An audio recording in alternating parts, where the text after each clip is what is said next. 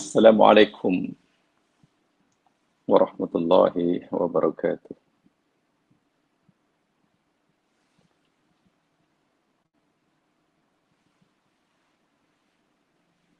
Innal hamdalillah nahmaduhu wa nasta'inuhu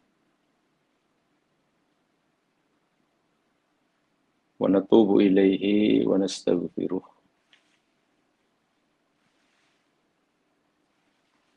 wa na'udzu billahi min syururi anfusina wa min sayyiati a'malina.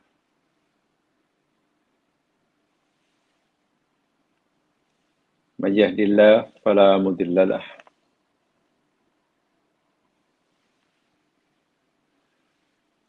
wa may yudlil fala hadiya lahu.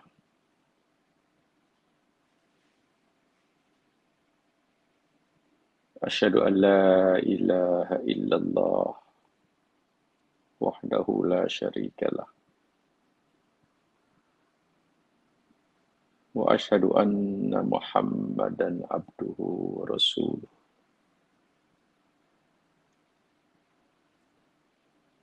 Allahumma salli ala Muhammad wa ala ali Muhammad.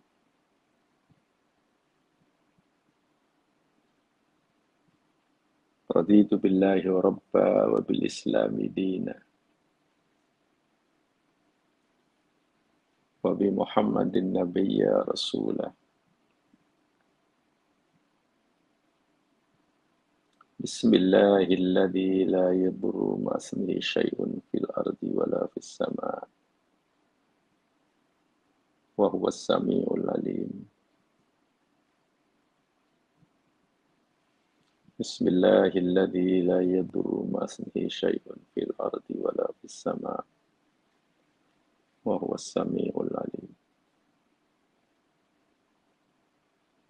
Bismillahilladzi la yadurru ma ismihi syai'un fil ardi wa la fis sama' wa huwas samiul alim. Allahumma 'allimna ma yanfa'una wanfa'na ma 'allamtana warzuqna ilman walhamdulillahi ala kulli hal. Amin ya rabbal alamin.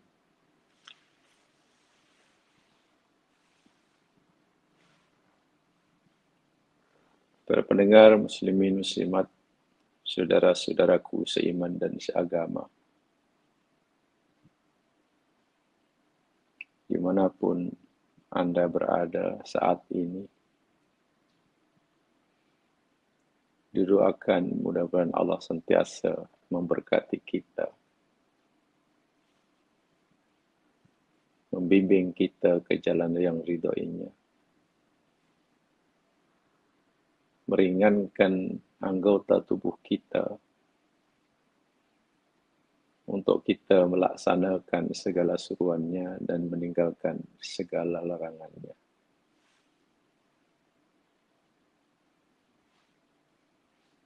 Bagi kita menambahkan bekalan yang kita akan bawa kelak bila tiba masanya kita dipanggil olehnya, sekaligus mengurangi, bahkan kalau boleh melenyap, menghilangkan sama sekali apa-apa yang akan menjadi bebanan semasa kita berjumpa dengannya kelak. Ya Allah, bimbinglah kami ke jalan yang Engkau ridhoi. Luruskan kesilapan, kebengkokan kami, betulkan kesilapan kami. Perbaikilah ya Allah kehidupan kami pada masa-masa hadapan. Jauh lebih baik daripada masa-masa silam kami. Amin.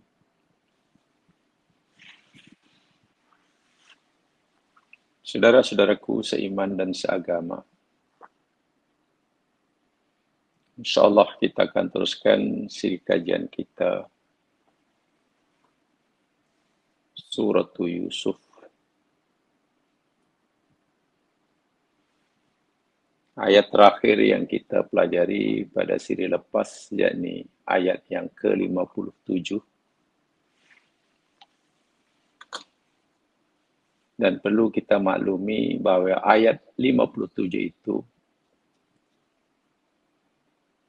bolehlah untuk sementara kita katakan sebagai ayat penutup bagi kisah kepiawaian Yusuf alaihissalam dalam melaksanakan misinya, tanggungjawabnya, formulanya, kebijaksanaannya dalam menangani apa yang dipanggil al-azimatul iqtisadiyah, yakni economic crisis. Seperti mana yang kita telah pelajari sama. Ayat-ayat terakhir yang kita pelajari tentang Yusuf ini yang berkaitan dengan pengurusan ekonomi yang sangat-sangat menonjol, pengajaran yang sangat-sangat ketara yang Allah ingin beritahukan kepada kita melalui deretan ayat-ayat yang selama ini kita pelajari tentang Nabi Yusuf, yakni satu di antaranya tentang pengurusan ekonomi. Bagaimana hendak menyejahterakan rakyat, orang ramai. Kenapa ini sangat ditekankan? Bayangkan jemaah sekalian, bila kita sebagai rakyat atau orang ramai tidak cukup makan atau susah nak cari makan atau bahkan bekalan makanan kekurangan, apa yang berlaku agak dalam negara itu? Pastilah ketidaktenteraman. Jangan harap agama Islam, dakwah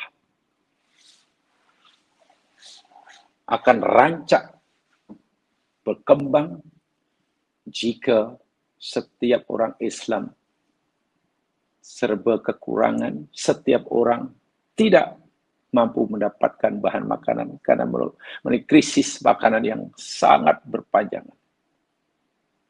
Semua berhenti. Dakwah berhenti.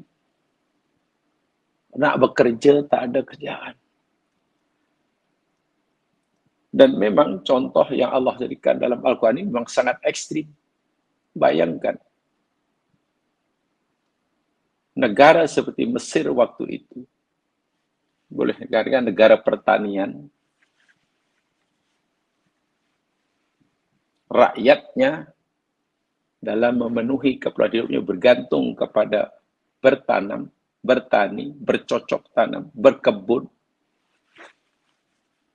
Tapi dilanda krisis 7 tahun tidak turun hujan.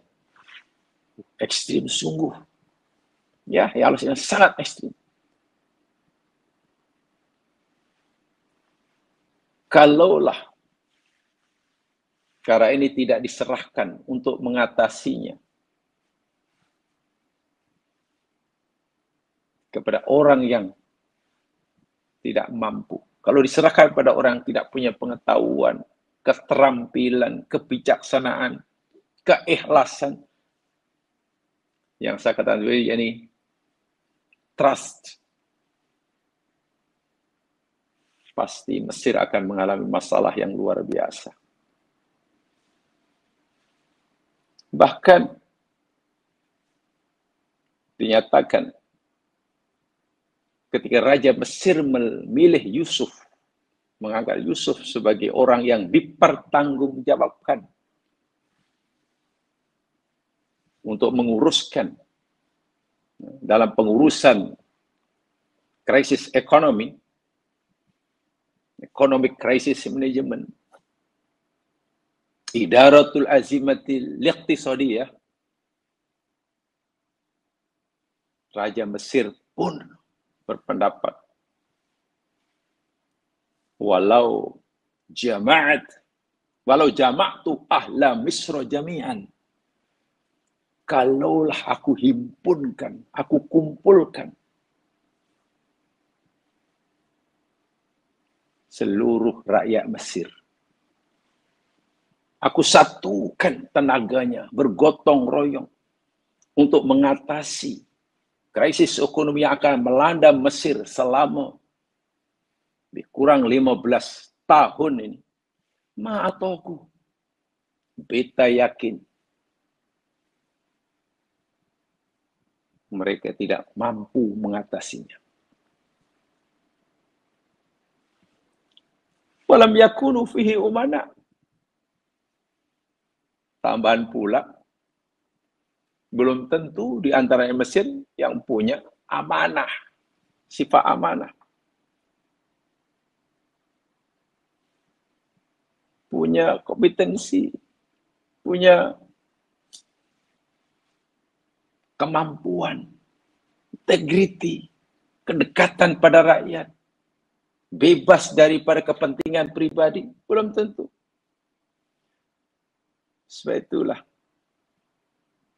ketika Yusuf menawarkan dirinya untuk dilantik orang yang diberi kuasa menguruskan ekonomi Mesir yang akan menghadapi krisis. Ini krisis belum berlaku, akan. Bagaimana pertama, Yusuf masih punya kecermatan, kejelian, kecerdasan melihat masa depan. Oke lah, kalau dikatakan penganalisa ekonomi, Yusuf jagonya. Dia boleh membaca masa depan. Dan ini luar biasa. Sehingga dinyatakan dalam setengah tafsir, ketika Nabi Yusuf kata, Ij'alni ala khazainil ardi inni hafidun alim. Tuanku, jadikanlah Patik, berilah Patik kuasa untuk menjaga khazanah ekonomi Mesir. Karena Patik hafid dan alim, ayat 55 sebenarnya. Maksudnya apa? Huwa alim, aku ada ilmu apa? Ilmu tanabbu bil mustaqbal. Ya, ini karena Allah bagi ilmu kepada Yusuf. Ilmu yang boleh mengetahui dengan tepat apa yang akan berlaku pada masa hadapan. Ilmu tanabbu'i bil mustaqbal. Dalam hal ini, at-tanabul iqtisari ala wajhil khusus. Ilmu tentang keadaan ekonomi masa depan secara khusus. Yusuf alaihi ilmun bil mustaqbal min tafsiri li yu'ramali. Nabi Yusuf punya ilmu ini, tentu pemberian Allah Subhanahu wa taala. Ketika ia mentakbirkan mimpi raja dan diterima, dipercayai. Begitu dahsyatnya rupanya keadaan yang kita dan yang kita akan. Kalau begitu engkau Yusuf, tolong analisa kamu itu sangat meyakinkan. Ramalan, bukan ramalan ya istilahnya. Ya, analisa kamu lah meyakinkan. Sekarang aku beri kamu kuasa. Segala kebijakan, langkah-langkah terpulang pada kamu. Nah, pastikan Mesir 15 tahun akan datang tetap makmur. Walaupun dalam 15 tahun, 7 tahun Mesir tidak memperoleh apa-apa pendapatan. Negara selama 7 tahun tidak mendapatkan apa-apa pendapatan. Bayangkan. Bukan 7 bulan, 7 tahun. Kan kemarau panjang tidak boleh apa-apa. Maka disinilah bagi saya, Masya Allah, ya mas sekalian, Nabi Yusuf alaihissalam telah memberikan satu contoh ya, satu pengajaran yang luar biasa dalam menghadapi. Jadi kita dapat pengajaran.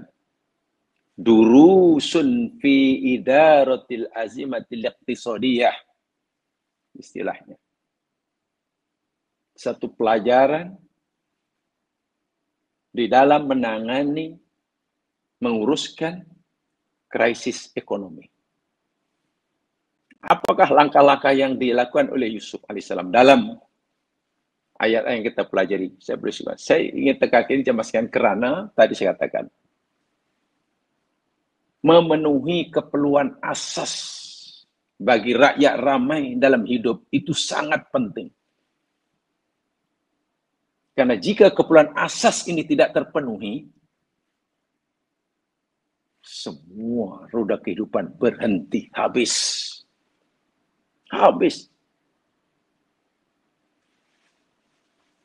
Katalah nak sholat, perut lapar, sudah tidak makan 1 minggu, mampu. Bahkan Nabi pun kata, bila perut kamu lapar, sedang lapar, makanan telah berhidang, makan dulu. Allahu Akbar. Mampu nak bayar zakat. Mampu orang pergi haji. Jangan nak solat, mungkin nak beli baju untuk menutup aurat pun susah. Kalau sudah 7 tahun negara tidak ada income. Apa ke dana. Dan jangan lupa, keperluan asas dalam kehidupan ini nikmat yang pertama sekali Allah sebut kepada Adam ketika Adam di surga. Innaka la tatma'u fiha. Innaka la tuju fiha. Wala ta'ra. Adam, di surga ini engkau tidak akan kelaparan. Engkau tak akan telanjang. Engkau tak akan dahaga. Engkau tidak kepanasan. Itu dalam surah Toha. Tak lapar maknanya makanan cukup. La ta'ra, engkau tidak telanjang, mana pakaian cukup. La tasma, engkau tidak akan dahaga, minuman cukup. Bekalan air, minum air bersih cukup. La tadha, engkau tidak kepanasan. Tempat tinggal ada. Ini 4 nih. Makanan, minuman, pakaian, tempat tinggal. Ini keperluan asas. Nikmat yang pertama sekali disebut oleh masa di surga. Coba baca surah Toha. Sebab nanti kalau iblis ini berjaya membujuk kamu, dan menyebabkan kamu keluar daripada surga, tashqa. Kamu terpaksa berpenat-penat, Adam. Berpenat-penat, bekerja kuat untuk mendapatkan 4 keperluan asas. Situ jangan dianggap remeh. Bab ekonomi, menyediakan keperluan rakyat secukupnya itu perkara yang luar biasa dalam agama. Sebab bila ini tak terpenuhi, huru-hara, bukan sekadar perang. Sebab bergaduh agama, dakwah tidak berjalan. Sebab itu kalau pagi ini kata kita boleh ngaji seperti ini karena keperluan asas telah terpenuhi. Jangan kita pandang sebelah itu. Makan sudah cukup. Nak minum ada, nak makan ada, tempat ada. Masya Allah. Itu nikmat yang besar. Yang besar. Sebab itu Nabi Yusuf, ya mas sekalian. Pengajaran yang boleh kita ambil. Maka tahaddas Al-Quranul Karim an marahil thalathah asasiyah fil huttatil istratijiyah al-mubtakirah allati wadaha Yusuf alaihissalam. Quran telah berbicara tentang 3 tahapan asas dasar, 3 dasar dalam rancangan, dalam rencana strategik, inovatif, al-isratijiyah, al-mubtakiroh. Mungkin dalam bahasa Melayu ini rancangan yang strategik dan inovatif yang dijelaskan oleh Yusuf alaihissalam kepada kaumnya. Sengaja ini saya tekankan, ini penting, bagi saya sangat penting. Jangan orang Islam jangan tidak tahu, jangan tak peduli. Kena ambil berat. Karena tadi saya katakan, bila dapur sudah tidak berasap selama 7 bulan, coba apa yang boleh kita buat? Bila negara sudah tidak ada income selama 7 bulan, apa yang boleh kita buat? Kalau negara itu tidak punya simpanan yang cukup untuk memberikan makan minum padanya selama 7 tahun. Kalau negara sudah tidak punya income selama 7 tahun, dan dia tidak punya bekalan yang cukup untuk memberi keperluan hidup kepadanya selama 7 tahun itu, apa yang berlaku? Ya kiamatlah gambarnya. Ya Yusuf alaihissalam punya strategi yang luar biasa. Dia pengamat masa depan, luar biasa, pengamat masa depan. Dan dia juga malah membuat satu strategi yang sangat-sangat jitu. Yang pertama, marhalatut tahdid lil intaj wa taf'ilihi wa iradatihi istamarrat 7 sanawatin haddada Yusuf alaihissalam. Tahap pertama, langkah pertama apa? Untuk menghadapi krisis ekonomi yang begitu dahsyat. Jadi ini boleh kesimpulan pada yang kita pelajari ya. Jadi tahap perencanaan. Marhalatut tahdid lintas. Tahap perencanaan. Yusuf sudah buat satu program perencanaan.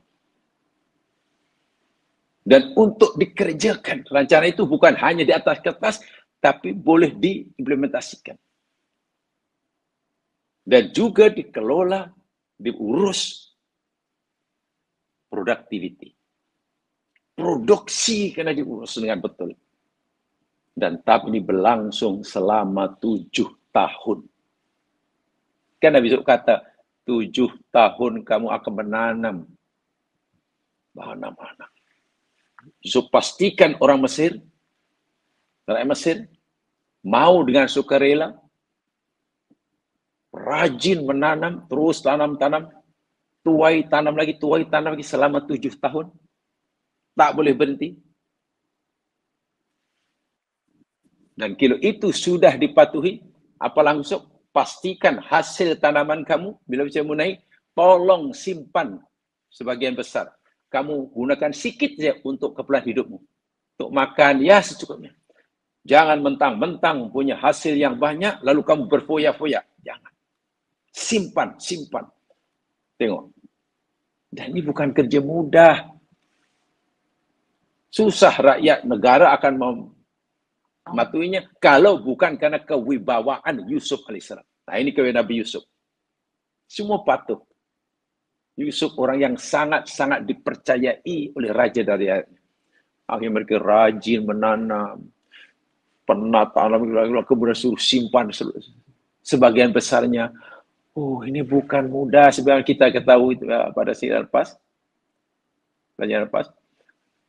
Orang Mesir budaya orang Mesir bukan budaya menyimpan jemaah sekalian. Tiba-tiba suruh untuk menjadi dengan sukarela, bukan paksaan. Karena kalau mereka tak menyimpan pun, apa yang dilakukan oleh Yusuf? Tak mungkin dapat mengetahui setiap individu rakyat Mesir. Dan ini dilakukan oleh Yusuf alaihissalam.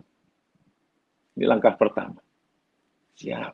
Tolong pastikan tanam. Ibaratnya kerja rajin-rajin. Tingkatkan pendapatan. Income tingkatan. Dan bila mereka simpan banyak-banyak. Hidup kamu jangan berfoya-foya, mentang-mentang punya simpanan pendapatan yang tinggi. Wow, itu nilai yang luar biasa itu. Tidak semua orang mampu buat, bahkan boleh. Ya, Yusuf sebagai contohnya. Ini contoh yang dilakukan oleh Nabi atas perintah Allah. Yang kedua, khutbatul intaj. Yang kedua yakni rancangan produksi. Production planning. Apa? Anda mesti tanam terus. Tanam terus, tanam terus, tanam terus. Ya. Yakni tanian. Jangan berhenti. Jangan berhenti. Nanam. Kalau habis tanam lagi, habis tanam lagi. Itu yang pertama tadi. Untuk ya pelaksanaan marhalah yang pertama. Yang keduanya yakni muddatul intaj. Yang kedua baru muddatul intaj. Yakni masa tempoh pengeluaran, menuai 7 tahun. Itu period untuk produksi makanan 7 tahun. Production period. Pastikan, jangan sampai maksudnya begini. Kamu bukan segera perlu menanam selama 7 tahun. Tapi Yusuf juga berpikir, setiap tanaman mesti berhasil. Jangan sampai tanam tapi gagal tuai. Itu bukan mudah. Mereka dah rajin tanam tapi gagal tuai. Gagal menuai. Sia-sia juga. Nak galakkan orang rajin tanam. Dan nak pastikan jangan sampai gagal menuainya. Wah, itu bukan langkah yang mudah. Bukan kerja mudah. Setelah menuai pula, simpan banyak-banyak. Allahu Akbar. Dan kemudian, ziyadatul mudakharat. Fama hasadtum fadaruhu fisumbulih. Itu dalam ayat 47 tempoh hari. Tingkat berikutnya apa? Meningkatkan stok simpanan. Tanam, selebihnya kamu simpan. Agar simpanan kamu bertambah. Berapa hasil mahsul tanaman kamu menuai tahun ini? 10 tan. 10 tan. Tak apalah. Agak-agak untuk keperluan berapa tan yang kamu perlukan untuk satu musim untuk kamu makan minum. Ya, cukuplah mungkin 2 tan. Kalau itu yang 8 tan kamu simpan. Sehingga setiap petani, setiap orang mesti waktu itu, dalam masa 7 tahun, simpanannya bertambah. Tambah. Hasil tinggi, simpanannya pun tinggi. Karena mereka hanya menggunakan sedikit saja. Dalam kata yang paling minimum untuk memenuhi keperluan hidupnya. Dan itulah dimaksud taqyidul istihlak. Illa qaliman mimma ta'kulun dalam bab 7. Kecuali sedikit yang aku makan. Dalam istilah ekonomi, yakni taqyidul istihlak. Apa dia? Membatasi, menghadkan penggunaan. Menghadkan penggunaan. Restrict consumption. Jangan dihabiskan semuanya. Tolonglah hadkan penggunaannya. Walaupun kamu punya banyak, tolonglah gunakan yang paling minimal. Seminimal yang mungkin. Hanya untuk keperluan basic. Sebab apa artinya simpanan tambah, tapi penggunaan pun pengeluaran tambah. Apa maknanya? Pemasukan tambah. Pengeluaran, tolong pastikan yang paling minimum. Ini penting sekali. Dipanggil taqyidul istiqlal dalam teori ekonomi. Dan Yusuf berjaya. Dan betul. Setelah itu dilakukan, tahap kedua, marhalatu idadatul istiqlal wastismarihi, dan mengembangkannya. Dan ini kerja yang tidak mudah ya mas sekalian. Akhirnya negara Mesir di bawah pemerintahan Yusuf, negara punya simpanan, rakyat punya simpanan yang cukup banyak. Simpanan yang banyak itu cukup untuk memenuhi keperluan mereka selama 7 tahun krisis ekonomi di mana mereka tidak punya pendapatan apa-apa. Karena simpanan dah ada. Sehingga kehidupan rakyat Mesir stabil. Masa senang pun tidaklah melompat-lompat kan, berjimat-jimat. Masa susah pun mampu menggunakan simpanannya. Tapi itu tidak mudah. Dengan begitu apa? Semua kehidupan, roda kehidupan daripada yang atas hingga bawah berjalan dengan harmoni. Sejahtera. Baldatun tayyibatun. Negara yang makmur. Tidak ada huru-hara, tidak ada orang mati kelaparan. Saya tak mampu membayangkannya. Kita tak membayangkan. Bagaimana kalau negara moden sekalipun lah, kata negara moden seperti sekarang dianggap negara moden. Di ini. Tiba-tiba 7 tahun negara itu tidak punya income sama sekali. Agak-agak mampu negara mau nyara memenuhi keperluan rakyatnya. Yang jumlahnya jutaan. Bukan 7 bulan ya, 7 tahun. Berapa simpanan negara? Federal Reserve berapa? Yang kadang-kadang, oh cukup untuk membiayai umpamanya import selama 3 bulan. Allahu Akbar. Selama 3 bulan. Bukan sekadar kita tak mampu nak tanam, kata untuk makanan, beras umpamanya. Berapa agak-agak stok beras yang boleh dihasilkan oleh petani di negeri kita ini. Setiap musimnya agak-agak mampu menjamin memenuhi keperluan kita rakyat Malaysia berapa hari? Setiap musim. Oh, lama juga. Mungkin dalam 5 bulan. 5 bulan. Habis dalam 1 tahun. Yang 7 bulan cuma ya import. Bagaimana kalau import tidak ada? Ya dapat. Habis macam mana selepasnya? Yang 7 bulan untuk 1 tahun. Karena tanah dasar zaman sekarang, contoh yang Allah berikan dalam ayat ini luar biasa. Teori ekonomi, cara mengatasi krisis ekonomi yang sangat dahsyat. Dan ilmu itu ilmu yang sebenarnya bahan, bekalan yang perlu dikuasai oleh setiap umat manusia di bumi. Ya, khasnya orang Islam karena ini dicontoh oleh Nabi. Contoh Nabi. Jadi jika sekiranya katalah orang Islam atau negara Islam sehingga tak cukup makan, tak cukup minum, miskin, sebab kekurangan, sehingga orang terpaksa mencuri, ya pastilah itu bukan salah Islamnya. Islam tidak kekurangan pengajarannya. Kita mesti introspeksi. Kita mesti muhasabatul nafsi. Kita mesti mawas diri. Menilai apa silapnya kita. Islam itu cantik, kenapa kita dalam pengalaman tidak cantik? Salah Islam kah atau salah kita yang memahami? Sebab lagi sekali, saya katakan, apa yang tidak kita beri ini benda yang paling basic. Keperluan makan, minum, dan sebagainya. Jika itu tidak terpenuhi,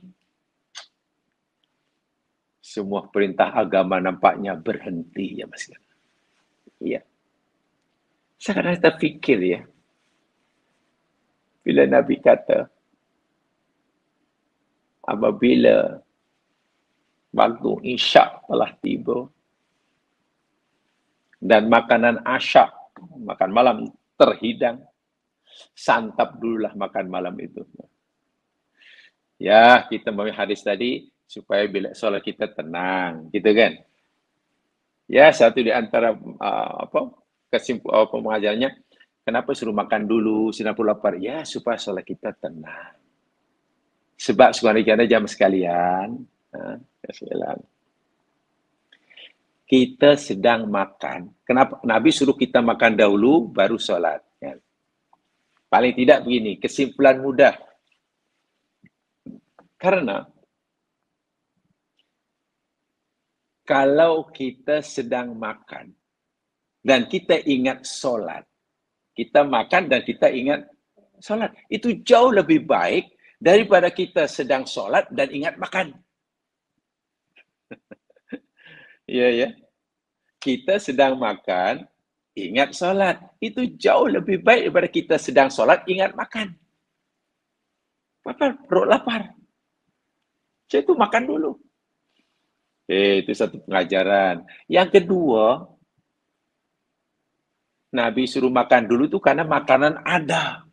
Sekarang, bagaimana kalau makanan tidak ada? Perut lapar, sangat lapar. Sudah mungkin sehari dua tak makan, tapi makanan tidak ada. Jiran pun tak ada makanan. Nak beli tak ada makanan. Negara tidak sekian. Coba. Gimana salah kita? Berdiri pun tak larat. Allahu Akbar. Inilah saya kata. Jadi, mari kita kembangkan cara berpikir kita lebih luas lagi. Misi yang Allah nak sampaikan kepada kita melalui ayat ini. Jadi, di sini kita dapat menyimpulkan bahawa rancangan, formula Nabi Yusuf AS yang ditujukan kepada seluruh rakyat Mesir, yakni rajin menanam itu, dan kehendak bijaknya diarahkan untuk menciptakan satu kualiti dalam masyarakat tersebut yang akan memungkinkan tercapainya tujuan yang telah ditetapkan olehnya dan menghilangkan segala halangan-halangan bagi pembangunan Mesir. Itu kehebatan Yusuf AS. Dan sudah terbukti, Mesir sejahtera. Telah berlalu 15 tahun selesai. Tidak ada cacat celah. Jadi kalau patut dipuji, Yusuflah yang paling patut. Tapi ingat, walaupun Yusuf punya jasa besar kepada negaranya, tidak kemudian secara otomatis Yusuf jadi orang paling kaya, tidak. Karena Yusuf melakukannya semuanya untuk kepentingan seluruh rakyat. Yusuf memimpin, saya kata hari ini, minus SI. Yusuf ini minus SI atau zero SI. Self-interest tak ada. Dan itu rahasia yang luar biasa. Mentadbir, mengurus ekonomi, segitu berjaya, tapi dia tidak ada kepentingan pribadi sikit pun. Jauh sekali ada keinginan untuk memperkaya diri. Tak ada. Kalau itu ada dalam setiap musim, beruntung kita, bertuah kita. Sedangkan seorang punya kuasa sikit pun, malah gunakan kuasa. Nah, setelah itu, sekarang kita sudah dapat gambaran Mesir makmur. Makmur, tak ada masalah. Rakyatnya semua bahagia. Karena segala keperluan asas telah terpenuhi. Negara turun tangan, campur tangan. Mengarah, mengasuh, mendidik rakyatnya. Dan rakyat semuanya patuh, maklum. Yang menyuruhnya orang yang boleh dipercayai. Rakyat telah memberikan kepercayaan sepenuhnya kepada pemimpinnya, dalam hal ini Yusuf alaihissalam, dan Yusuf pun memang layak dan patut berhak untuk diberikan kepercayaan penuh. Bukan hanya oleh rajanya, tapi juga oleh seluruh rakyat Mesir. Bahkan raja pernah mengatakan, jika seluruh rakyat Mesir, pakar-pakar ekonomi kalau bahasa sekarang, Mesir dikumpulkan satu, bersatu tenaga untuk mengatasi krisis yang akan berlaku, tak seorang pun yang mampu. Raja Mesir kata, beta tak yakin kamu semua mampu. Nampaknya Yusuf seorang. Nah, sekarang apa yang berlaku ketika Mesir telah bahagia? Rakyat cukup makan minum. Rakyat semua berseri-seri. Negara jiran, sebab waktu itu masih yang krisis ini bukan hanya melanda negeri Mesir, tapi juga melanda negara-negara, negeri-negeri daerah yang ada di sekitar yang berjiran dengan Mesir. Akhirnya apa yang berlaku? Mesir menjadi tempat bergantung harap oleh warga negara, rakyat-rakyat yang tinggal di daerah yang berjiran dengan Mesir. Karena rupanya daerah berjiran dengan Mesir tak mampu, tak punya pemimpin yang mampu mengatasi krisis ini. Terbukti apa? Lihat ayat berikutnya. Nah, sekarang kita mulai cerita tentang Mesir menjadi negara termaju, negara yang bebas daripada krisis ekonomi, sementara jirannya masih bergelut, ramai yang kebuluran, ramai mereka yang minta maaf, bahasa murahnya, duyun-duyun bondong-bondong ke Mesir, minta sedekah atau minta bantuan. Ayat 58. A'udzu billahi minasy syaithanir rajim. وجاء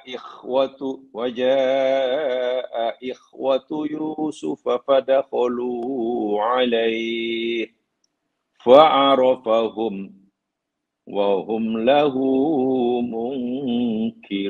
منكرون. Allahu Akbar. Wajah dan telah datang ikhwatu Yusuf, saudara-saudara Yusuf.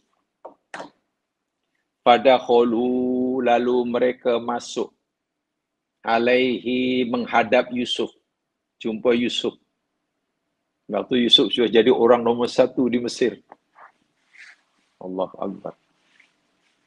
Fa'arafahum. Lalu Yusuf mengenali mereka. Kenal aku dia orang ni. Ini abang aku nombor 1, nombor 2 ini. Nama dekat diingatinya. Wahum lahu mungkirun. Sedangkan mereka yang datang, adik-beradik Yusuf itu, lahu mungkirun. Tidak mengenalinya. Adik-beradik Yusuf yang datang ke Mesir tidak mengenali Yusuf. Yusuf yang didatangi kenal satu. Kenal sungguh ni fulan. Ya, tahulah yang masih ini mungkin ada sedikit. Saya yakin kalau jamaah mungkin ada background psikologi, mungkin lebih mudah memahami ini dari aspek psikologi. Kenapa? Karena biasanya itulah orang yang dianiaya, dizalimi, itu ingatannya sangat tajam kepada orang yang menzalimi. Sedangkan orang yang menzalimi itu mudah lupa, tak kenal lah. Tak kenal dah, tak ingat dah.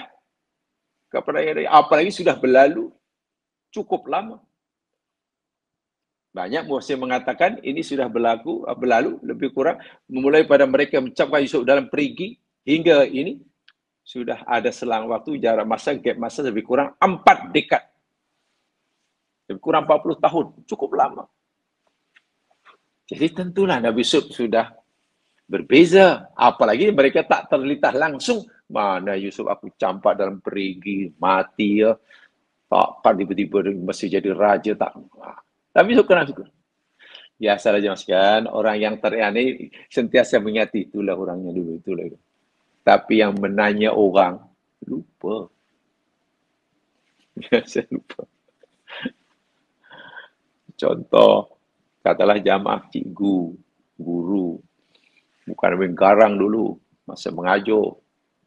Darjah 1, darjah 2, wah salah sikit budak itu kena hukum, berdiri atas meja lah, tarik telinganya lah. Setelah 20, 30 tahun bisa jumpa di majlis, anak murid itu kenal kita. Assalamualaikum cikgu. Kita sebagai cikgu mungkin, siapa yang boleh baca? Saya murid cikgu. Murid yang mana ya? Di mana? Cikgunya lupa. Kenapa anak murid ingat? Ya, kerana anak muridnya tu ini cikgu ni yang dahulu tarik telinga saya. Cikgu inilah dahulu yang suruh saya berdiri jemur depan kelas. Ingatan anak murid luar biasa. Ini garang yang luar biasa. Si cikgu, iya ke? Dahulu aku tarik telinga kamu ke? Dahulu aku suruh kamu gini kan? Mana ya? Ini dia. Ini tak tahulah kaitannya dengan psikologi, kenapa memori orang yang jadi mangsa seringkali lebih tajam daripada yang melakukannya. Itu mungkin boleh dijelaskan dari aspek psikologi, itu saya kurang tahu itu, tapi saya yakin ada kaitannya. Baik, jawab sekalian, pertama saya ingin sampaikan tentang lataifu bayaniyah. Dari segi bahasa dahulu. Di situ Allah gunakan kalimah ja'a ikhwatu Yusuf. Wa ja'a ikhwatu Yusuf. Ja'a. Bukan ata. Beza ja'a dan ata, walaupun terjemahan sama, datang, ata datang, ja'a datang. Tapi perbezaannya, kata ahli bahasa Al-Quran, ja'a itu datang dengan susah payah, tapi kalau ata itu datang dengan mudah. Ata amrullah, perintah Allah datang, urusan Allah datang. Ata, ya karena senang. Allah punya kuasa yang mutlak. Oh, ya. Tapi ja'a itu yakni perintah Allah dengan ja'a itu datang dengan susah payah. Ja'a. Contohnya ini. Adik beradik Yusuf datang di negeri Kan'an. Negeri dia dilanda kebuluran. Pergi ke Mesir itu dalam keadaan serba kekurangan. Berjalan kaki jauh. Dengan harapan dapat bantuan. Itu pun belum yakin dapat atau tidak. Ja'a. Itu maksudnya. Kematian, ja'a. Kenapa? Wih, kematian itu mengerikan ya mas kalian. Wa idza ja'atit taumatul kubra. Wah, kiamat. Dahsyat. Ikhwah itu jamak daripada mufradnya akhun. Akhun satu, jamak akhun, ikhwatun atau ikhwan. Ikhwah boleh, ikhwan boleh. Tapi kalau akhun dijamakkan ikhwah, ikhwatun contoh ini maknanya saudara adik-beradik yang ada persamaan nasab. Ada persamaan nasab. Ya, ada persamaan DNA lah.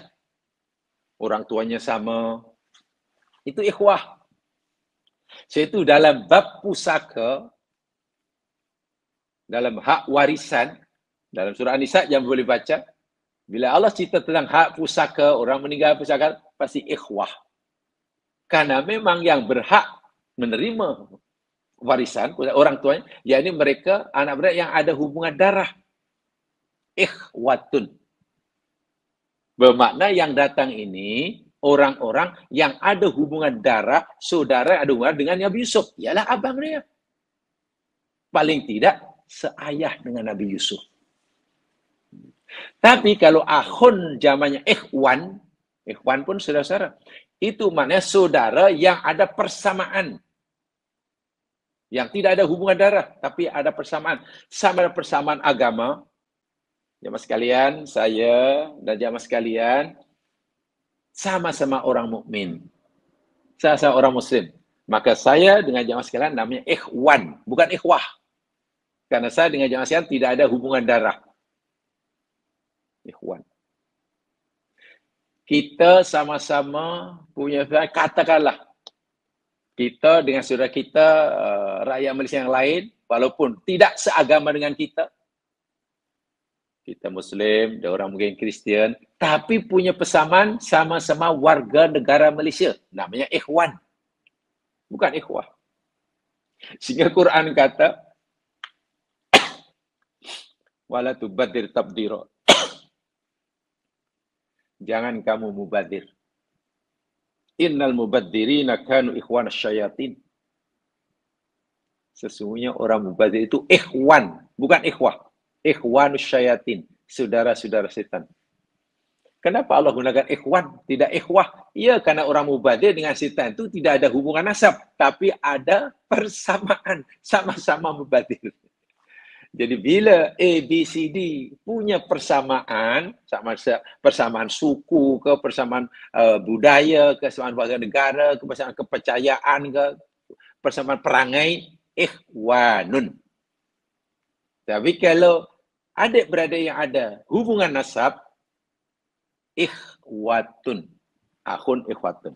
Jadi jelas di sini, yang datang jumpa Yusuf ini bukan orang Mesir, tapi orang luar. Dari mana tahu? Jauh itu. Susah payah untuk sampai ke Mesir. Tak tahu berapa hari dari Kan'an. Satu. Dari mana kita tahu yang itu ada hubungan nasab? Ikhwatun. Rupanya betul adik-beradik. Yusuf kenal mereka. Ya boleh jadi karena dia pernah dianiaya ya. Sementara mereka tak kenal Yusuf. Allah Akbar. Arafah. Arafah. Bukan Alimah ya. Sebab ada bezanya jam sekian. Arafah mengetahui. Alimah pun mengetahui. Secara umum lah. Hanya bezanya begini. Ya. Kalau apa namanya Alimah, Alimah itu maknanya idraku dzati syai' bi ma'rifati sifati au humi wa bil kulliyah. Yani mengetahui sesuatu dengan sifat-sifatnya, perangainya, bil kulliyah secara umum. Itu alimah. Mengetahui secara umum, bil kulliyah. Sementara Arafah itu takunu bil juz'iyat. Mengetahui sesuatu dengan juz'i, secara terperinci. Ini abang saya ini. Ya betul, nama dia ini. Ini yang dulu buat kerja ini. Yang arahkan ini. Betul-betul kenal sungguh. Secara terperinci. Kata orang, kenal sungguh daripada hujung kepala, rambut hingga kaki. Termasuk perangai ya. Ini abang yang ketiga nih. Itu Arafah. Kalau Alimah, itu mengetahui secara umum. Oh, saya kenal, itu semua adik-beradik. Itu abang saya. Abang yang mana? Tak tahu lah, tapi saya yakin lah itu semua abang tu. Tapi saya lupa lah nama abang Long, Bang Acik, saya tak itu Alimah. Jadi diri Nabi Yusuf ingatannya tajam. Kenal sungguh. Sebab itu istilahnya jangan sekian ya. Kalau kita kenal Allah, kita akan suruh kenal Allah. Istilahnya apa? Ma'rifatullah. Kalau sekadar ilmu tentang Allah, itu secara umum, secara global. Kena ma'rifatullah, jadi orang sampai ma'rifat, itu memang betul kenal, hingga yang sekecilnya secara juz'iyah. Sifatnya dipelajari, asmaul husna itu apa maknanya, satu betul Allah. Sifatnya tentunya, sebab zatnya kita tidak mungkin mengenalinya. Bahkan kalau boleh tingkatkan ma'rifatullah, bukan hanya faham tentang nama-nama yang dia perkenalkan, bukan hanya meyakini bahawa Allah itu Maha Pengasih, bukan hanya mengerti Allah itu Maha Pengasih, dia bukan sekadar ia yakin Allah Maha Pengasih, tapi dia merasa sentiasa dikasihi. Oh, itu ma'rifatullah. Bukan sekadar faham Allah Maha mendengar, Maha melihat, tapi juga yakin Allah Maha mendengar, melihat. Lebih daripada itu, ma'rifatullah. Sentiasa merasa dilihat dan didengar oleh Allah. Itu betul-betul ma'rifatullah. Sebab kalau orang hanya percaya Allah Maha melihat, tapi tidak merasa dilihat, ya boleh jadilah dia akan maksiat. Dia mencuri. Dia rasuah. Ditanya seorang mukmin, Anda rasuah? Ya. Awak mukmin? Ya, mukmin. Anda percaya Allah itu Maha melihat? Ya, saya yakin. Anda tahu apa nama Allah yang melihat? Al-Basir. As-Sami' Maha dengar. Saya belajar itu. Basir alim. Saya yakin Allah Maha mendengar. Tapi kenapa dia yakin Allah Maha mendengar, tapi dia rasuah? Ini kerana dia hanya yakin Allah Maha melihat, tidak merasa dilihat. Dia hanya yakin Allah Maha mendengar, tidak merasakan sentiasa didengar oleh Allah. Merasa dilihat itulah yang membuat orang meninggalkan maksiat. Dalam bahasa Arabnya, muraqabah. Karena muraqabah tak ada. Cuma makrifat tu lebih tinggi. Ya, kepada Allah makrifatullah. Tak apa itu. Setelah saya yakin jamaah sudah belajar itu tentang akidah itu. Baik. Saya bacakan apa kata Sa'di dalam tafsirnya. Imam Sa'di dalam tafsirnya tentang ayat yang ke-58 ini. Saya bacakan apa adanya dulu ya. Lamma tawalla Yusuf alaihissalam khazainal ard. Tatkala Nabi Yusuf telah menerima tauliyah, telah menerima kepercayaan, merupakan pelantikannya sebagai orang yang dipertanggungjawabkan menjaga hasil mahsul ekonomi Mesir. Dabbaroha ahsanat tadbirin. Nabi Yusuf mentadbir, mengurus ekonomi atau melaksanakan tugasan portfolio yang ada di tangannya dengan sebaik-baiknya. Ahsanut tadbirin. Pentadbir yang luar biasa. Dan telah dijelaskan tadi sebagiannya. Fazra fi adi misra jami'a fi sininil khasbah. Yusuf telah menggalakkan rakyat Mesir untuk menanam tadi bersungguh-sungguh selama 7 tahun yang telah ditentukan. Juru'aha ilah wa tuhalaha mahalatil kibar. Yusuf alaihissalam jawab sekalian, bukan sekadar berjaya mengarahkan orang Mesir menanam rajin, tapi Yusuf membina. Ittakhadha laha al-mahalat al-kibar. Yusuf berjaya membina apa yang dipanggil large stores, satu gudang yang sangat besar. Al-mahalat al-kibar, buat gudang simpanan yang sangat besar untuk menyimpan hasil mahsul Mesir.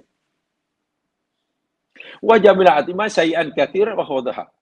Dan Yusuf juga berjaya mengumpulkan banyak makanan dan disimpan makanan itu. Dan lebih daripada itu, wadobatohu dhabtan taman. Dan Yusuf kontrol simpanan itu sepenuhnya dalam mengagih-agihkan dalam penggunaannya.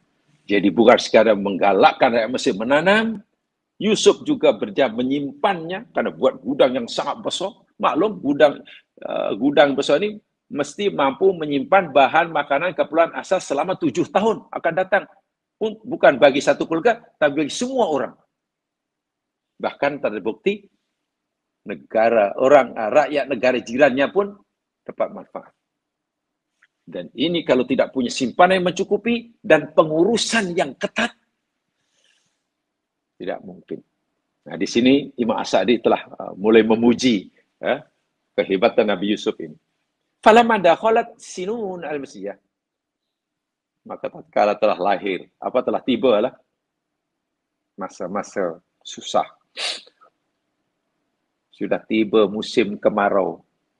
Sebulan, 2 bulan, 3 bulan, setahun. Wah, sudah bingung. Mesir tidak bingung. Tapi negara-negara jirannya, macam mana ini? Sudah setahun tak turun hujan. Tanaman yang kita dah tanam mati kerana tak ada air. Nak tanam tak boleh, air tak ada. Hatta wasala ila Palestin. Palestin negara yang berjiran dengannya. Allati yuqimu fiha Yaqub. Negeri atau tempat di mana di situ Yakub dan keluarganya tinggal. Wah, macam mana ni nak? Negeri kita ni nampaknya krisis ekonomi parah nak. Jangankan kita nak berfoya-foya nak makan lebih, nak makan ala kadar pun tak ada. Macam mana coba? Jangankan kita nak beli baju, pakaian. Nak beli makanan pun makanan tak ada. Macam mana ni nak? Berita tentang kemakmuran negeri Mesir sampai ke telinganya Yakub dan keluarganya. Waktu itulah Yakub fa arsala Yaqubu banihi li ajli mayra ila Misr. Maka Yakub menyuruh anaknya, anakku, cobalah kamu pergi ke Mesir. Kita telah dengar berita negeri jiran kita Mesir itu mewah, makmur, walaupun mereka pun mengalami kemarau panjang. Karena kita dengar negeri Mesir punya stok makanan yang cukup banyak di gudang.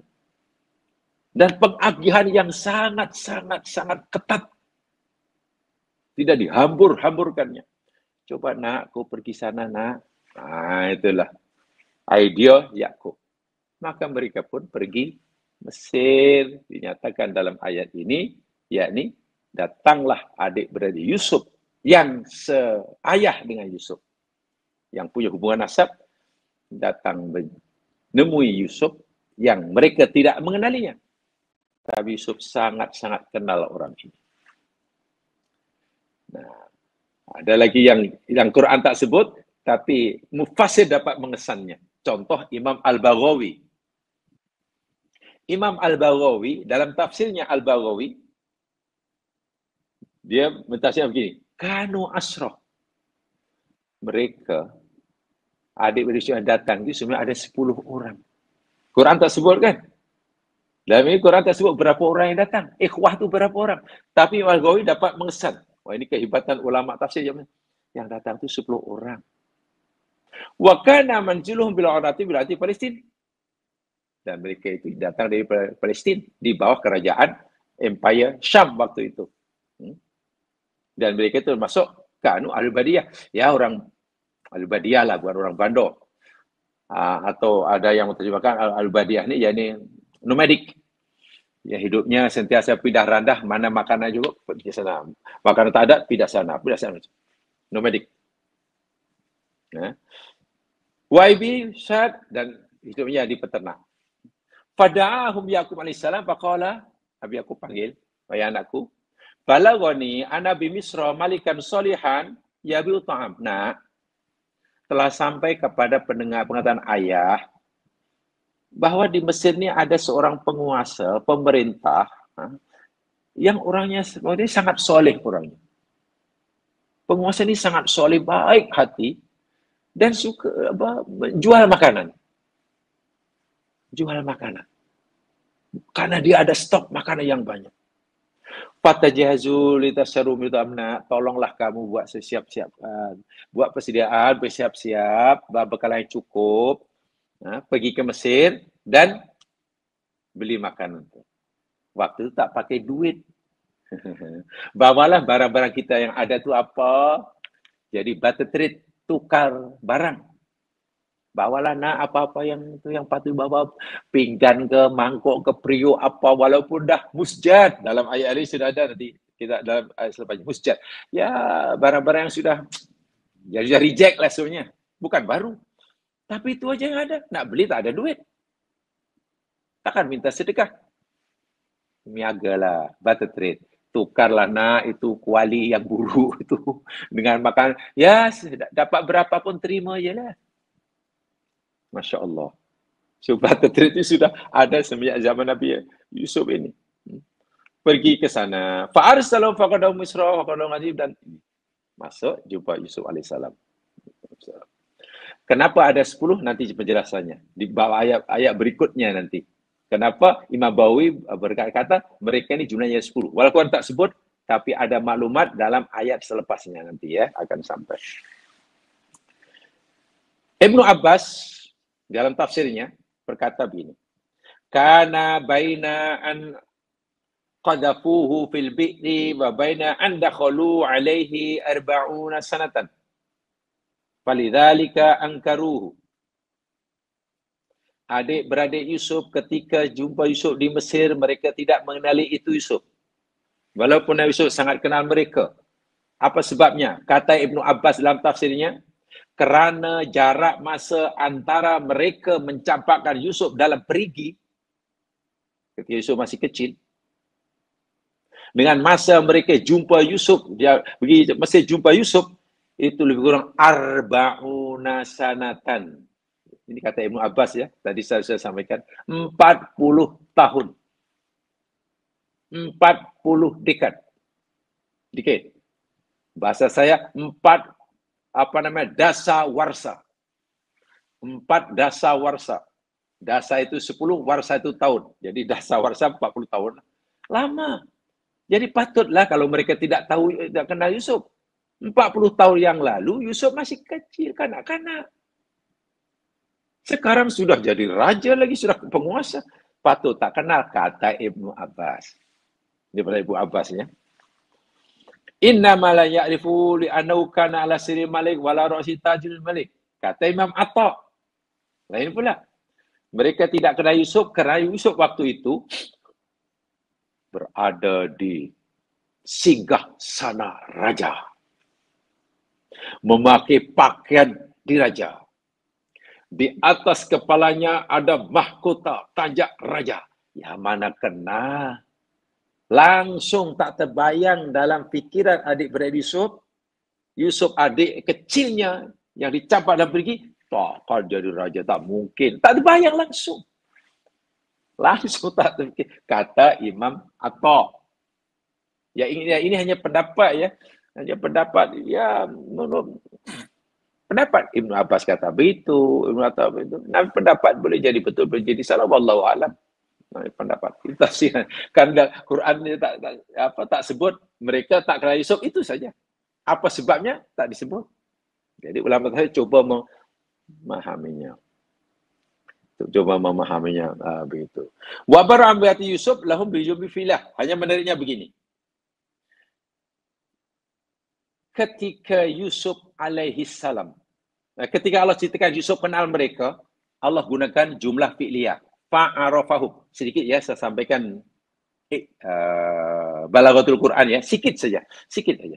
Karena saya yakin jamaah sedang belajar balaghatul Quran. Tengok, dalam ayat 50, 8 yang kita pelajari. Ketika Allah menceritakan Yusuf kenal mereka, gunakan kalimat fa'arafahum. Lalu dia Yusuf mengenai mereka. Jumlah fi'liyah. Betul ya? Jumlah fi'liyah. Sementara ketika Allah cerita, adik Yusuf tak kenal mereka, tak kenal Yusuf, Allah gunakan jumlah ismiyah. Masya Allah. Wahum lahu mungkirun. Itu jumlah ismiyah. Wahum lahu mungkirun, jumlah ismiyah. Itu cerita adik Yusuf tak kenal Yusuf. Ketika Allah cerita bahawa Yusuf kenal mereka, jumlah fi'liyah. Fa'arafahum. Ada perbezaan itu. Nah, ini dari segi balaghatul Quran maksudnya begini. Lil isy'ar bi anna ma'rifatahum hasab bi jalil ru'yati lahum. Bahwasanya Yusuf kenal mereka bahawa itu adik-beradik dia. Daripada hujung rambut di hujung kaki hanya dengan melihat pertama kali. Begitu mendengar melihat dah kenal dah. Itu fi'liyah. Memberikan kesan bahawa Yusuf kenali mereka, tidak perlu masa yang panjang untuk kejap-kejap. Saya nak ingat. Siapa agaknya? Kamu ni agaknya siapa? Tak perlu. Begitu mereka muncul depan Yusuf, ini abang-abang aku ni. Yang dahulu telah mencapai aku dalam perigi. Ini yang pegang aku. Ini sifat-sifat semua. Ini puncanya. Bimujarrodi ru'yatihi lahu. Syukur. Amahum, adapun mereka adik Yusuf, ada mumarifillahu karena Abraham tabita muntakim lahum. Adapun adik Yusuf tak kenal Yusuf, itu memang dah tak kenal langsung. Tidak ada sedikit pun pengetahuan untuk memberikan mereka kenal. Jangan kenal, membayangkan pun tidak. Itu jumlah ismiyah. Jumlah ismiyah kan lebih kuat jemaah sekalian ya. Jumlah ismiyah lebih kuat. Betul-betul mereka tidak kenal Yusuf sama sekali. Karena memang tak ada maklumat sikit pun yang membuat mereka kenal. Jangan untuk mereka kenal. Tak ada maklumat langsung untuk mereka boleh bersaka, jangan-jangan Yusuf. Itu pun tak ada. Jangan-jangan Yusuf tak ada. Mereka kenal betul. Tengok perbezaan yang sangat ketara. Ini, Masya Allah, ini mungkin ada tafsir sendiri dari aspek ini. Tapi saya tidak ingin memperpanjangkannya lah. Karena ya masa kan sangat terhad nanti jadi lebih panjang. Tapi setiap ayat itu, Masya Allah, punya penafsiran yang berbeza dari berbagai aspek. Kata syarah tafsir saya dahulu. Dia buat satu perpan ini. Hai saudara-saudaraku, hai murid-murid pelajar sekalian. Kamu tahu tak, ayat Quran ini ibaratnya kristal mutiara. Kristal mutiara yang banyak face dia. Bulat itu, jadi kamu lihat dari mana pun ia cantik. Lihat dari depan cantik, dari belakang cantik, dari samping cantik, semua mengeluarkan cahaya yang sama. Jadi kristal yang cantik tidak hanya cantik dipandang dari satu aspek, arah saja, dari banyak arah. Nah, ayat Quran demikian juga. Maklumat yang disampaikan oleh satu ayat Quran itu sangat banyak. Kamu lihat di aspek ini, ada maklumatnya. Kamu lihat di aspek ini, ada. Dan tentu hanya orang yang berkelayakan, yang punya ilmu yang mendalam lah, yang mampu melihat satu-satu ayat dari pelbagai aspeknya. Itu memang tidak mudah. Ya, biasanya kita hanya mendapat menjelaskan ayat dari satu dua aspek aja lah. Aspek akidahnya macam ini, aspek syariahnya begini, aspek... Atau kadang mungkin karena kita sangat terhad ilmu kita hanya mampu melihat ayat dari satu segi aja. Walha itu punya banyak sisi, punya aspek yang kita boleh melihat dan semua hebat belakang. Ya contoh inilah. Kenapa Allah ceritakan kenalnya Yusuf pada mereka dengan jumlah fi'liyah, sedangkan tidak kenalnya mereka pada Yusuf dengan jumlah ismiyah. Lalu apa sebabnya? Oh, itu luar biasa itu jemaah. Kalau dijabarkan, dikaji lebih mendalam dari Ghalawatul Quran sangat luar biasa. Ya, saya yakin jamaah sedang pelajari itu dan jamaah boleh tanyakan pada yang mengajar itu. InsyaAllah dia akan ada jawabannya. Baik. Dari sini jamaah sekalian, wa yu'khadhu min hadhil ayatil karimah anal maja'ah allati hadasat fi sab'i sinin asyirat samla Misra wa ma jawaruha minal bilad. Ayat ini memberitahu kita bahwasanya kebuluran, krisis ekonomi yang menyebabkan kebuluran itu tidak selama 7 tahun khasnya, tidak hanya melanda Mesir, tapi juga menimpa daerah-daerah negeri-negeri yang berjiran dengan Mesir. Yang berjiran di Mesir. Contohnya inilah. Hingga negeri tanah tumpah darah Yusuf yang saya pun terkena itu.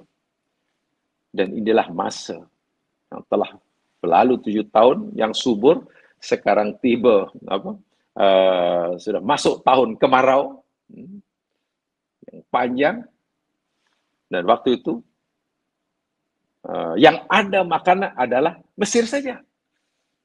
Allah Akbar. Negara yang cukup bekalan makan ketika dilanda kemarau panjang sampai 7 tahun hanya Mesir saja. Negeri jiran tidak ada. Sehingga mungkin dalam beberapa bulan mereka sudah raya, sudah kebeluan semuanya. Jadi orang ramai datang berduyun-duyun, berbondong-bondong dari luar daerah, luar Mesir maksudnya, datang ke Mesir untuk mendapatkan bantuan makanan dari negara Mesir. Hebat sungguh. Pernah berlaku di planet bumi seperti ini. Dan mengerikan sekali. Memang, kisah Al-Quran sangat mengerikan. Bayangkan kalau Anda berlaku seperti sekarang. Bukan hanya satu negara jirannya saja. Semua yang berjalan dengannya. Mereka terpaksa menjual apa saja yang mereka ada untuk mendapatkan, untuk diganti dengan makanan, ditukar dengan makanan. Dan Mesir telah membantu mereka dengan menjual keperluan makanan kepada mereka. Ya. Di sini menariknya. Kenapa Nabi Yusuf melayani orang luar datang ke Mesir untuk dapatkan makanan walaupun menukar barang? Ini karena Yusuf alaihissalam yakin, seyakin-yakinnya bekalan makanan yang disimpan oleh negara melebihi daripada cukup untuk menyara kehidupan, keperluan asas bagi rakyat Mesir. Ya, Yusuf sudah ada kalkulasi tersendiri, sudah pernah hitungan sendiri. Kalaulah Nabi Yusuf sebagai orang bertauhid tidak yakin, jangan-jangan kan kalau aku beri pada orang luar negeri, bukan rakyatku, nanya anak aku. Jangan-jangan baru 5 tahun bekalan dah habis. Macam mana yang 2 tahun? Yusuf berani dengan senang hati membantu orang luar. Itu karena yakin, sepenuh yakin. Simpananku sebanyak, simpan negara sebanyak ini. Kita beli ini. Raya Mesir sebanyak ini. Kalau 1 tahun perlukan segini, maknanya simpanan ini cukup untuk lebih 7 tahun. Kalau begitu tak apalah. Coba, mampu.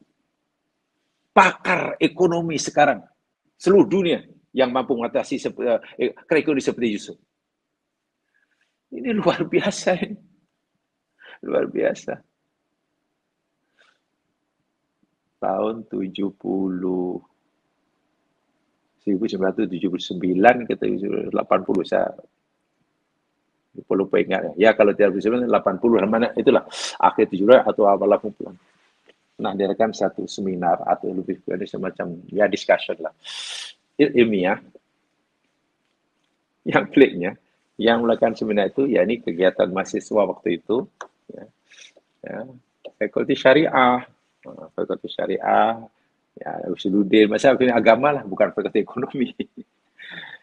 Yes, ya. Jadi makan manggil lah pakar-pakar ekonomi yang ada waktu itu untuk bentangkan kertas kerjanya. Bagaimana cara ekonomi yang paling bil adli wal ihsan. Banyaklah teori-teori yang dikemukakannya, dengan cara mengatasi krisis, bagaimana memakmurkan negara, pengusaha ekonomi yang ini ala barat lah, ada pakar ini kutipnya semua. Tapi ada seorang pensarah yang akhirnya membuat peserta kagum sungguh. Dia kata dengan selamba, saya tidak menafikan teori-teori barat. Boleh jadi ada benarnya. Karena yang benar kita mesti terima walaupun datang dari non-muslim katanya. Tapi kenapa kita tidak pertama sekali jadikan Quran sebagai rujukan? Kita juga punya contoh teladan pemimpin pakar ekonomi yang Quran sebutkan, namanya Yusuf alaihissalam. Lalu diceritakan teori ekonomi Yusuf ini. Dia kata, kebanyakan akhirnya bisa memang sangat ideal dan tidak dinafikan al-adul ihsan. Tapi nampaknya hingga hari ini belum ada seorang yang mampu melaksanakan teori ini katanya. Iya, ini hanya Yusuf alaihissalam. Luar biasa. Luar biasa. Mereka jual, datang ke Mesir, bantuan menjual ke Pulau Mekah ini, dan Nabi SAW telah membuat peraturan. Nah, ini menariknya. Tadi ingat ya, jadi Yusuf dalam teori ekonomi, yakni menguruskan ketika membagikan, mengagihkan. Mentang-mentang simpanan banyak, lalu diagihkan tanpa strategi yang bijak. Hancur, habis juga takut nanti bagikan yang sebenarnya cukup untuk 7 tahun, tapi karena tidak bijaksana dalam pengagihan, peruntukan, sana yang lebih dikurangi, yang dilebihkan semuanya, mungkin baru 3 tahun dah habis. Tapi Yusuf alaihissalam tidak begitu. Yusuf punya peraturan yang luar biasa. Setiap orang yang datang diberikan sebanyak makanan yang boleh dibawa oleh seekor unta. Atau mana satu muatan yang dibawa oleh seekor unta. Itu adalah bekalan untuk 1 tahun sahaja. Yusuf sudah kira. Seekor unta agaknya mampu berapa kilogramnya. Atau 1 tahun agaknya berapa. Dan kiraan ini sangat cermat. Maaf ya, waktu itu belum ada kurikulum. Yusuf mana seorang pakar matematik juga. Macam mana nak menyukat makanan cukup untuk bekalan 1 tahun. Yang jika dibawa seekor unta pun berat pun tidak, ringan pun tidak. Bahasa budaya jadi kaila ba'ir kalau dalam bahasa Quran. Ya, sikatan itu maksudnya itu dan itu bukan sembarangan, bukan main letak aja okeylah bawa lah baik. Tak. Itu sudah ada kira-kira dia. Dah kira dengan teliti sangat cermat. Mana Yusuf juga ahli hisab.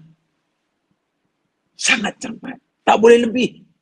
Juga tak boleh kurang, takut nanti kalau diberikannya rupanya lah baru 10 bulan dia sudah habis. Itu pun nasihatnya pastikan makan ikut keperluan, bukan ikut kemauan. Gunakan makannya untuk keperluan, bukan untuk kemauan. Dan ingat ya, makanan yang disimpan oleh Yusuf ini akhirnya tidak rusak. Karena cara penyimpanan pun telah kita pelajari dalam ayat sebelumnya. Yusuf kata, setiap tanam yang kamu tanam, kamu simpan dan biarkan buahnya itu tetap pada tangkainya. Dan itu telah dibuktikan secara saintifik. Dia mampu bertahan, tidak rusak selama beberapa tahun. Jadi kalau padi, dia kata rentangin. Kalau gandum, dia dengan itu. Saya tidak tahu tanaman apa aja mas sekalian yang dicari itu. Tapi banyaklah teori-teori yang mengatakan. Saya tak tahu sama tahu atau tidak dulu. Saya ada seorang lah sarjana mendapat gelaran apa namanya super cum laude, yakni mumtaz di Mesir dalam PhD dalam jurusan tafsir. Dia pernah hantarkan bahwa yang ditanam waktu itu di Mesir bukan apa namanya padi, bukan. Juga bukan gandum rupanya. Bukan gandum. Tapi yang ditanam, tak tahu kalau bahasa Malaysia saya tak tahu, tapi kalau di Indonesia, hanya dipanggil, dia macam jagung, macam jagung pokok dia, tapi buahnya bukan macam jagung. Buahnya macam padi, pokoknya macam jagung, tapi buahnya berjulur macam padi gitu. Tapi bijinya besar-besar, dipanggil cantel. Bahasa kami dipanggil cantel. Dan itu memang makanan yang, Masya Allah, cukup tinggi karbohidrat dia. Karbohidrat sangat tinggi sehingga makan sedikit pun sudah cukup. Penuh dengan vitamin dan boleh disimpan dalam jangka yang sangat lama syaratnya dengan tangkainya. Beliau dalam tesisnya itu dan diterima pula oleh Profesor di Mesir bahwa dipercaya itulah tanaman yang ditanam oleh orang Mesir dahulu. Jadi bukan padi, bukan gandum, cantel. Saya tak tahu di Indonesia ada tidak. Tapi saya pernah masa kecil-kecil, masa anak petani, itu kan macam. Memang rasanya sedap. Melekat macam pulut. Boleh buat makanan pokok, boleh makan buat kue, dan boleh tahan lama syaratnya disimpan dengan tangkainya sekali. Boleh beberapa tahun. Balak, itu hanya apa namanya tafsir sampingan, coba mengeneka tanah apa yang dimasukkan. Jadi bila Nabi Yusuf kata bekalan untuk 1 tahun, ya memang 1 tahun lah. Takkan rusak. Sedangkan makan di Nabi Yusuf pun tahan 7 tahun. Masya Allah. Tidak boleh datang untuk ambil lebih daripada itu. Tak boleh. Ketat sungguh pengagiannya. Saudara ke kenal ke tak kenal, itulah. Jadi ketat sungguh pengagiannya. Jadi kena datang sendiri dan mengambil sendiri makan itu. Tidak boleh pesan pada orang lain. Tidak dibenarkan beli banyak, lebih banyak daripada sepatutnya. Wow. Ketat sungguh. Yang perlu kena datang sendiri. Tidak boleh membeli lebih dari yang telah ditetapkan. Ada kadar maksimumnya. Hanya seorang dapat 1, tak boleh. Tak apalah, saya boleh 2 tak? Sebab saya ada kawan tak? Tak boleh, tak boleh. Dan tak boleh beli lebih daripada bekalan untuk 1 tahun. Itu ketatnya peraturan yang dilakukan oleh Nabi Yusuf AS. Oleh kerana negara tempat tinggal mereka seperti mana Yakub dan anaknya ini kemarau panjang, ya datang adik-beradik ke situ ke Mesir mencari makanan itulah. Tapi mereka tidak. Hanya 10. Kenapa Ibn Abbas kata apa? Hanya 10 tadi. Apa namanya? Al-Baghawi kata 10. Karena mereka rupanya tak bawa Bunyamin. Tak bawa Bunyamin. Kalau Bunyamin kan jadi 11. Mereka cerita pada Yusuf, tuanku, kami datang, mintalah bekalan makanan untuk 11 orang. Bekalan cukup 1 tahun untuk 11 orang. Baru kami datang hanya 10. Yusuf dah mereka, macam mana betul lah. Maknanya betul. Seorang tidak ikut. Tapi Yusuf ingin pastikan sama ada Bunyamin masih hidup atau tidak. So itu Yusuf kata, okeylah, lain kali tahun depan, kalau kamu datang lagi, bawa adik kamu yang seayah dengan kamu tu. Yang kamu kata tak ikut sama tu. Kalau tidak, kamu tak bawa, datang tak bawa, jangan datang. Kalau datang pun kamu tak dapat bekal daripada kamu. Yusuf saya nak test, betul ke mereka jujur bahawa dia ada adik yang tak ikut? Atau jangan-jangan adik itu sudah ada tapi saja aja nak menipu Yusuf agar mendapatkan bekalan lebih. Di situ nanti di bawah ada. Sebab itu Al-Baghawi kata yang datang hanya 10. Tapi mereka minta peruntukan untuk 11 orang. Karena mereka kata ada adiknya yang tak ikut. Yusuf sudah boleh fikir, mana Bunyamin? Ya Bunyamin tak ikut. Lalu bagi harapan dan sekaligus amaran. Okey, aku akan bagi kamu lagi. Ini harapannya. Tapi ada ancamannya. Syaratnya kamu datang, bawa adik kamu yang seayah dengan kamu. Jika tidak, tak payah datang. Sebab kalau datang pun kamu tak dapat apa-apa. Nah, sekaligus Yazid nak tes betul ke mereka Benyamin masih hidup tengah mereka. Kalau betul pasti mereka tak bawa. Kalau mereka tak bawa, mereka bohong. Itu agak panjang ya yang tafsir Al-Baghawi dia berdasarkan tafsir Al-Baghawi. Ya mas sekalian, jadi untuk sementara itu saja saya tidak sempat menyampaikan tafsir ayat ini sepenuhnya. Masa sudah habis, mudah-mudahan diberkati oleh Allah SWT. Jadi tergantunglah, insyaAllah ada keperluan, ada kesempatan kita akan bisa. Subhanakallahumma bihamdika asyhadu an la ilaha illa anta astaghfiruka wa atubu ilaik. A'udzu bisyaitonir rajim wal 'asri innal insana lafi khusr illa alladziina aamanu wa 'amilus shalihaati wa tawassaw bil haqqi wa tawassaw bis sabr. Assalamualaikum warahmatullahi wabarakatuh.